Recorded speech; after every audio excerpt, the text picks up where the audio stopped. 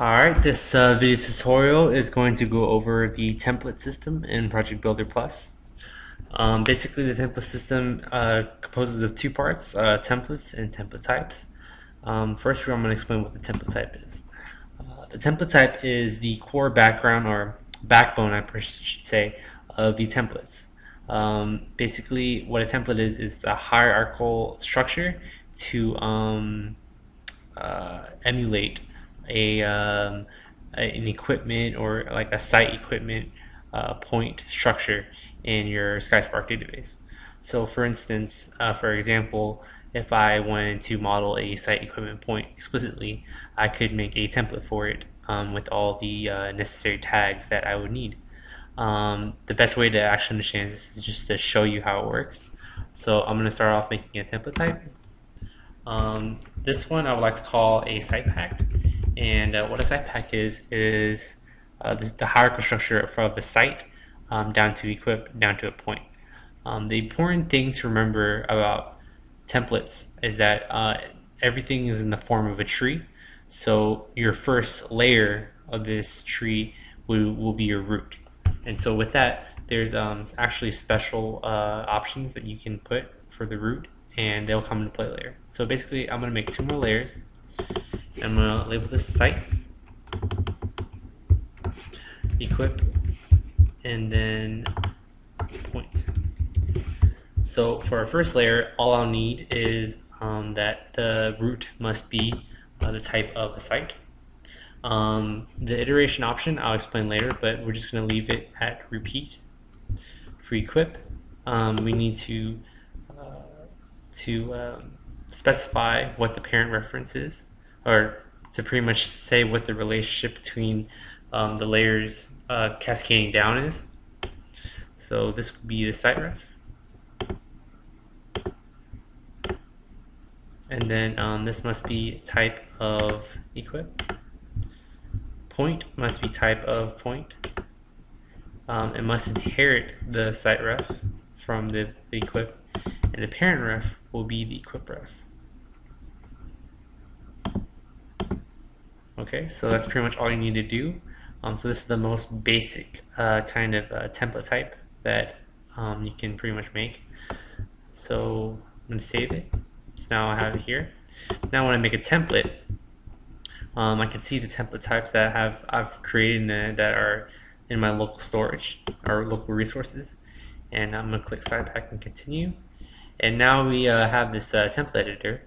And a cool thing to note is that when you add a template record, right, it creates the record based on the current layer you are on. So if you're not selecting anything, that's your root layer, of course. When I select this, it's going to create the next layer down, which would be the equip. And finally, one more layer down would be the point. So if you notice here, if I try to add a template, there's no layers past the point, so there won't be any children under it. One thing to note is that when you do edit these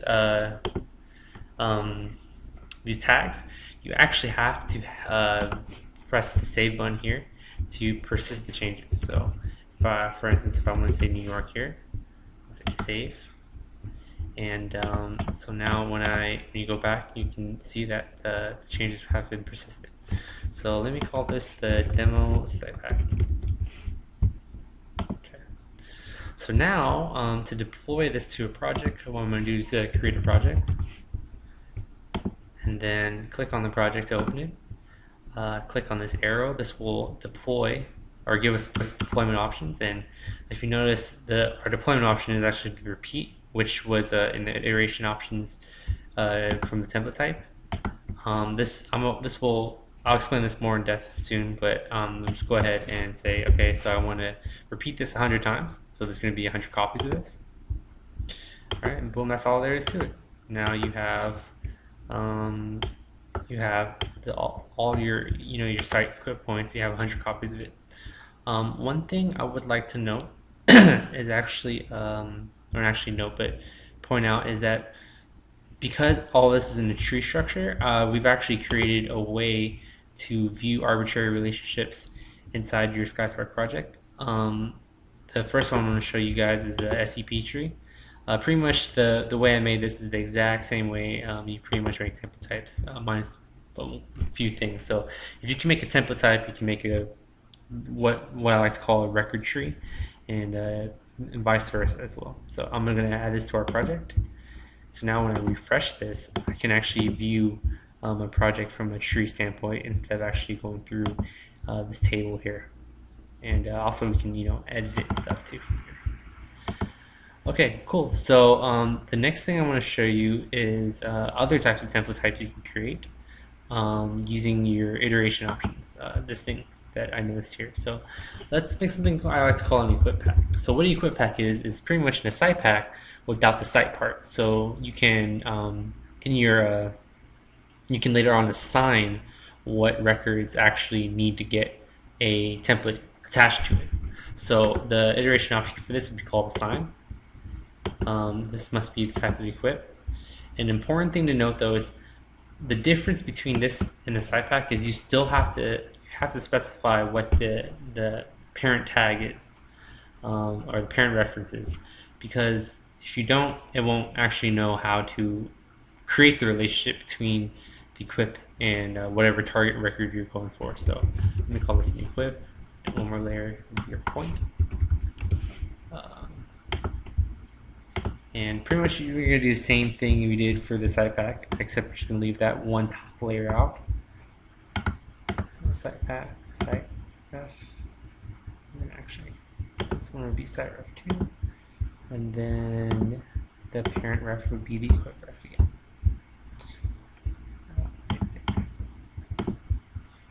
Okay, so pretty much everything looks good. I'm going to save it. Have your equip pack. I'm going to create a new project to show this off. Oops.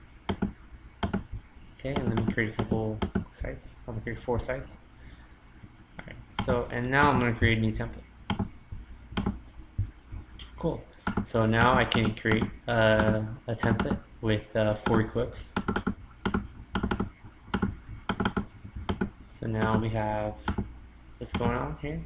So 2 points each from each equip. I'm going to save this as demo equip pack and say OK. So now when I pick demo equip pack and I deploy, you actually have a table of the sites in your current project, and you would be able to switch in between equip point. Selected isn't actually filled out yet, but it's going to be coming soon. Just to have a few things to add to it. So for now, I'm going to select all my sites and click continue. And you notice, put the record tree back here again, so we can view it. And as you see, everything was added, 4 equips on each one. And yeah, that's pretty much all there is to it. Okay, so the last iteration option is pretty neat. For now, I'm just going to make a site, and this site is going to be called or it's going to have the iteration option of model, and must be type of record is site. So let me save, and then I'm going to create a template from it. Demo site, just one site record. Don't have to touch anything on it. Say OK. So now, this is the cool part. Commonly, you have a situation where you have a CSV file with all the names of, well, let's say you have 50 sites you want to add, and they all have a different name, they all have a different address, just a whole bunch of different tags, and it just becomes kind of tedious to have to do this one by one manually. And if you don't have a SQL server, then you can't really write a script to do that. And your only option is CSV files, but even then you still have to write Hexon code to get that in to actually import that. And what happens if that file changes? You kind of have to keep making new code, and just a lot of iterations. So we have a mechanism in here that actually can model these sites using the template system given a CSV file. So the best way to actually explain this is to kind of show you what's going on. So I'm going to show you the CSV file that I have created. open it with Notepad++. So here we have, these are 18 sites, right? The top, the first row is the tag name. So the DIS, GeoCity, GeoState, and time zone. And this is what we're gonna use to model, or to import all these into our project. So I'm gonna select demo 3, demo site.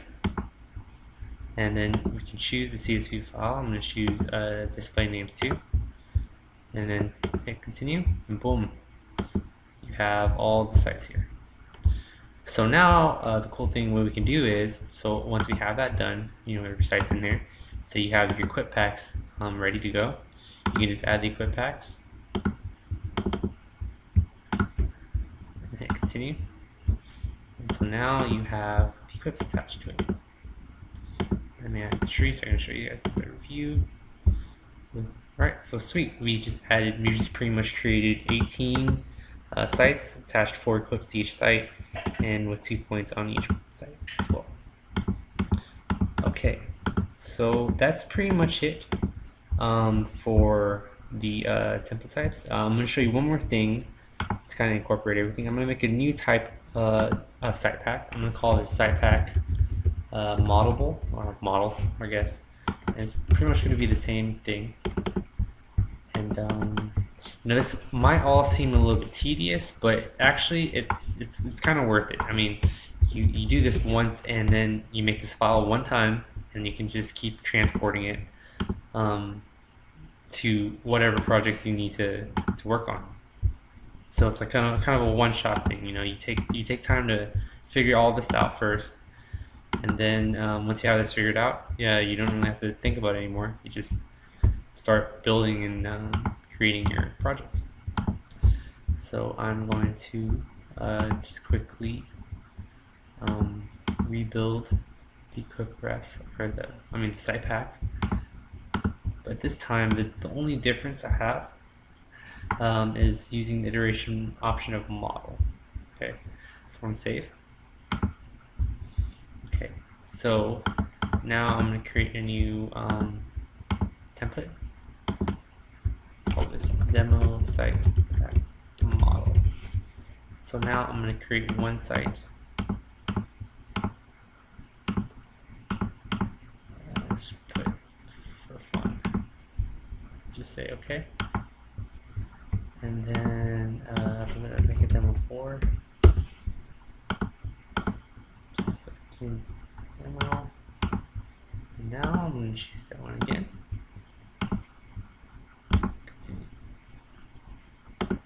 Add the tree. Alright, cool. So you can see here that it replaces the site with the site that you instantiated. So yeah, of course there's a couple limitations this for right now. For now we can only deal with string tags, and this is just kind of the limitation of the CSV file. There's no way to really